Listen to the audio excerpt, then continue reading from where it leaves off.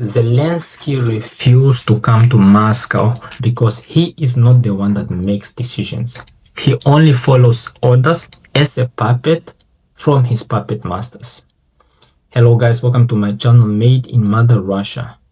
Today I want us to tackle the question and reasons why the Ukrainian leader Vladimir Zelensky refused, declined, and outrightly rejected the proposal and invitation of the president of the Russian Federation to have a peace negotiation in the capital of Russia, Moscow.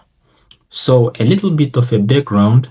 While visiting China, the president of the Russian Federation on the 3rd of September gave a speech whereby he invited Vladimir Zelensky to come to Moscow to at least start peace negotiations from the highest level.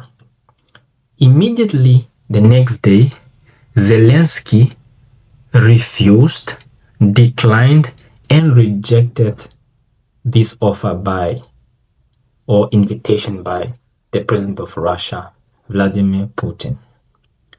And a few days passed, or maybe one day, correct me if I'm wrong, the Ukrainian leader Zelensky then, mockingly, I suppose, invited the president of the Russian Federation to have peace negotiations in Kiev, the capital of Ukraine. So the first point I want us to make clear is, why did the president of the Russian Federation, Vladimir Putin, invite Zelensky for peace talks in Moscow? The first point that I can state is that he did it sincerely. With sincerity, the Russian government is sincere in inviting Zelensky with full safety guarantees to come and have or start some peace negotiations. And this can be confirmed, or you can prove this by the fact that the objectives and goals of the special military operation are quite clear. All the parties involved, all the countries involved know these objectives and goals.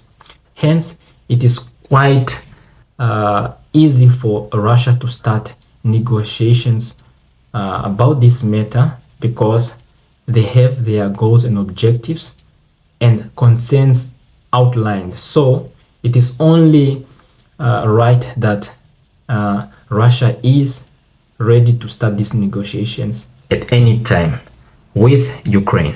Hence, Vladimir Putin invited Zelensky in order for them to at least start this process on a higher level. So the first point is that Vladimir Putin invited Zelensky out of sincerity, because they do want to see this conflict end. The second point I want to say is that the Russian Federation, from all aspects, militarily, economically, Russia is on the higher ground. Russia is in the driving seat. So if somebody was going to be invited, it's quite clear that it's Zelensky that has to be invited to Moscow. He is not the one doing the invitations, but the country that is on higher ground. So that is quite obvious. The third point I want to state that is, the Russian Federation is a sovereign country. It makes its own decisions. Nobody makes decisions for the Russian Federation. It makes its own decisions for its own benefit. Hence, it's able to make a decision whereby it's inviting, or it's ready to invite Zelensky for peace negotiations. Hence, Putin invited him for these peace negotiations. Russia is a sovereign country. So now the main question, why did Zelensky refuse to come to Moscow? As I have stated before, Zelensky does not make his own decisions. the decisions are made for him. He just follows orders, and this is quite evident because I am sure that he himself, he wants to see an end to this conflict. But the problem is that, based on my judgment, Zelensky got himself into something that he can't get himself out of. I think, and that's where it comes the phrase that he's in too deep. Now there's no way turning back. And the reason why he's a puppet and just follows orders is another topic for another day. But I can give you some small reasons why he follows orders as a puppet.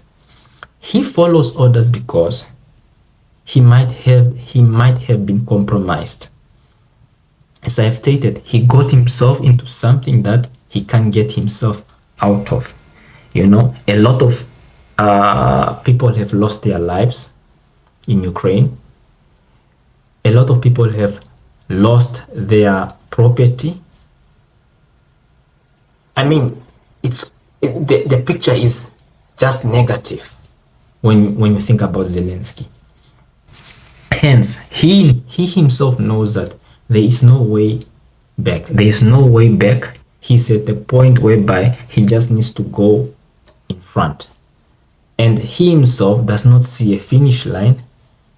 And probably he feels that his saviors are the Europeans. But he should know that the Western countries only have interests. No friends, only interest. And history has actually taught us a lot about this. Especially the fact that the Western countries and the Europeans are quite desperate, as he is desperate. And they are not quite mature because the decisions they make are frankly, you can say, childish. I can even state one of the leaders, Kaya Kallas. So basically, Zelensky has got himself into something that he cannot get himself out of. And the fact, I'll state it again, that he is refusing to a peace negotiation is because he knows that if that day comes, that will be the end of Zelensky. Hence, they want to prolong it with by talking about ceasefires, a freeze of the conflict, you know. Basically what I'm trying to say is that he is avoiding the elephant in the room. And the elephant in the room is to stop the conflict. Just today I read that one of his ministers, Kuleba, he ran out of the country, and he even mentioned the fact that he fled the country as if he was a thief in the night. So what does that mean? It means that anytime the ship is going down, the rats are the first to abort ship. So guys, that is my analysis for the reasons why Zelensky refused and is refusing to come to a peace negotiation. Their main reason is because he himself, he is not the one that makes decisions. Decisions are made for him. He is just the face of it all. And the fact is that the decision makers, they themselves are panicking. They don't know how to resolve this issue because they know that their rule, their reign is over because a new dawn has awakened. Thank you guys. Share, subscribe, and hit the notification button so that you'll be notified every time I upload. Thank you. Ciao. Paka.